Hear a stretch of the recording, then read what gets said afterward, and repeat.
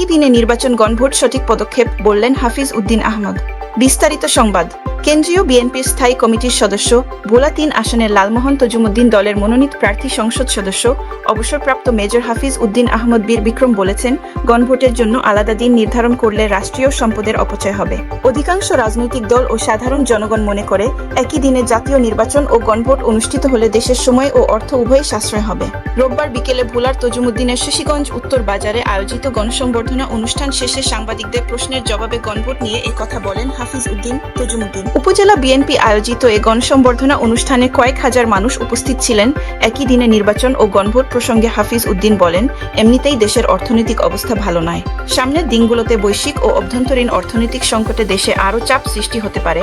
বর্তমান অন্তর্বর্তীকালীন সরকারের নির্বাচন গণভোট একই দিনে আয়োজনের সিদ্ধান্ত সঠিক পদক্ষেপ। সংবিধান সংশোধন প্রসঙ্গে সাবেক এই মন্ত্রী বলেন, জনগণ নির্বাচনের মাধ্যমে সঠিক রায় দেবে। সংবিধান সংশোধনের অধিকার একমাত্র নির্বাচিত জনপ্রতিনিধিদের। আমরা জুলাই সন্ধে যেখানে স্বাক্ষর করেছি তা মেনে চলব। যেখানে নোট অব ডিসেন্ট দিয়েছি সেগুলো গ্রহণযোগ্য নয়। আগামীর বাংলাদেশ কিভাবে চলবে তা নির্ধারণ করবে আগামী নির্বাচিত সংসদ সদস্যরা। জুলাই গণঅভ্যুত্থানের সময় সংঘটিত মানবতাবিরোধী অপরাধে প্রধানমন্ত্রী শেখ হাসিনা সহ ৩ আসামির বিরুদ্ধে করা মামলার রায় ঘোষণা আগামীকাল সোমবার। এ বিষয়ে এক প্রশ্নের জবাবে হাফিজ উদ্দিন আহমদ বলেন, দেশের মানুষ আশা করে খুন, গুম, মানি লন্ডারিং সহ নানা গুরুতর অপরাধের দায়ে শেখ হাসিনাকে আদালত সর্বোচ্চ শাস্তি দেবে, এটাই জনগণের প্রত্যাশা।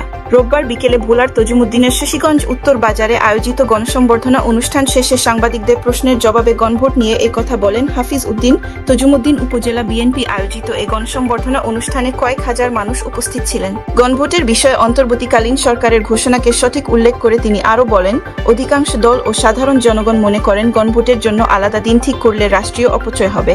তাই একই দিনে নির্বাচন ও গণভোট হলে দেশের অনেক সাশ্রয় হবে। কারণ এ মুহূর্তে দেশের অর্থনৈতিক অবস্থা ভালো না।